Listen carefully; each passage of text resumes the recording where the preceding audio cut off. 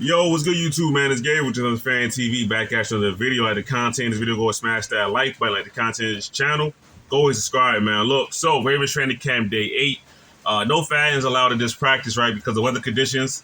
I'm inside the car right now. If you can hear the weather conditions right now outside, yes, it's pouring down, raining right now.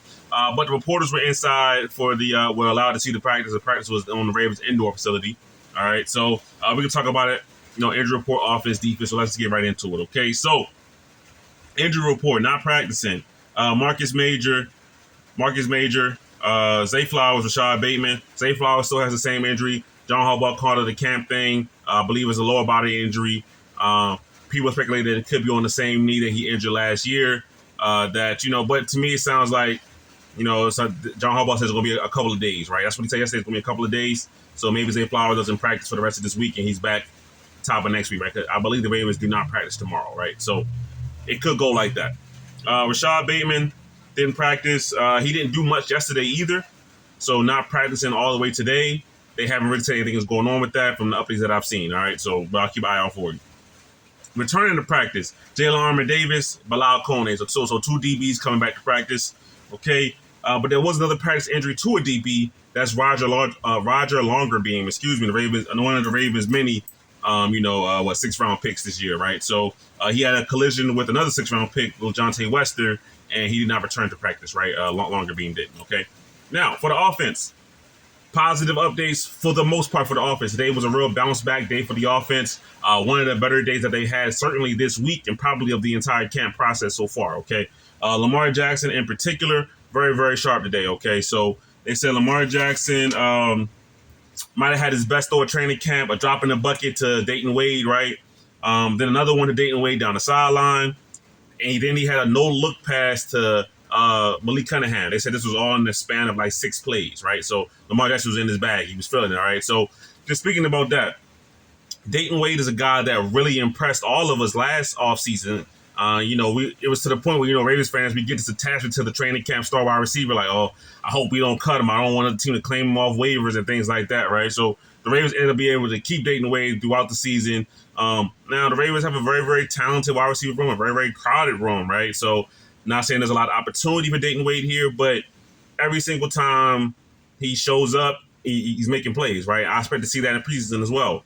He's going to get a lot of opportunities in preseason to continue to make plays, and I think that he will, right? So Dayton Wade seems to be a guy that is just a really fun receiver. I don't know how much he's going to add to the Ravens receiver core this season. Don't know. But, for a fun guy to keep an eye out for. All right, now Lamar Jackson part, we know Lamar Jackson, 2-time MVP, could have been 3, should have been 3, whatever. We know that he's going to have days where it goes up and down, whatever. It's practice, you're trying things out. But for the most part, he's going to be sharp, right? He's going to be Lamar Jackson. He's going to be to what, we would call the best quarterback in the NFL, right? So I'm happy to hear that the offense had a bounce-back day. And usually when the offense has a bounce-back day, it's going to start with Lamar Jackson at the helm doing his thing, right? So not surprised by the report or anything like that, but happy to hear it, right? It's been the defense squarely on top, right? Pretty dominantly on top for quite a while, right? So it's good to hear the offense had some success and had some really, really nice plays, right? But the end of the practice got a little rocky for Lamar Jackson in the offense, all right? So there was a high pass off of Malik Cunningham's hands, and it ends up getting intercepted by Sanusi Kane, all right? Then it was said that Lamar Jackson missed an open Keith Kirkwood down the field, okay? Missed it over his head, all right? That's what the report is saying, all right? Lamar Jackson slammed his helmet to the ground and then started doing push-ups, right? So highs and lows for Ravens offense, right? Really good stuff that the offense was sharp. It was clicking. Lamar Jackson making throws all over the field, pinpoint accuracy. And then some other things where some misses come in, some tip passes, interceptions happen, all right? And Lamar Jackson showing his frustration. I don't really care about that. Lamar Jackson is good he's going to slam his helmet at least once a season. That's just what he's going to do, right? That's how he shows his passion. The rain is really kicking up. I hope you guys can really hear me in this video. I really do. Lamar Jackson that's how he shows his passion for the game. Okay, hold on. Had to let the rain chill a little bit. Okay, now, for Lamar Jackson, that's how he's going to show his passion. That's how he's going to show his love for the game. I don't really have an issue with it, right? He's a passionate player. So he took accountability above himself. Push-ups. We're gonna get it right. Now. More about the bad, right? more false starts today. Okay, so they said the Ravens had 4 in total, 2 by Ronnie Stanley, 1 by Roger Rosengarten, the other one they didn't say who was by. But this could also be tied into the whole cadence thing, switching that up. But the Ravens are having way too many false starts in training camp, right, through this first week and a half. Way too many false starts, right? They got to clean that up, okay? So we'll see what happens when practice continues to roll out. All right, LeJohntay Wester mentioned again, right, as a guy that I knew was going to be mentioned a lot during training camp. His name finally started getting mentioned. Got mentioned yesterday. He's going to be mentioned today again. Had a nice catch in traffic. We mentioned the aforementioned Roger Walker being getting injured.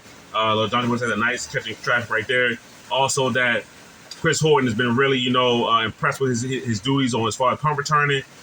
I think he's the clear-cut number one guy for that. I've said that many times at this point. So I'm really looking forward to what he can bring to this team, right? Especially on special teams, and maybe he'll get a few snaps here and there on offense as well. But LeJohntay Wester is somebody to look out for, especially in preseason.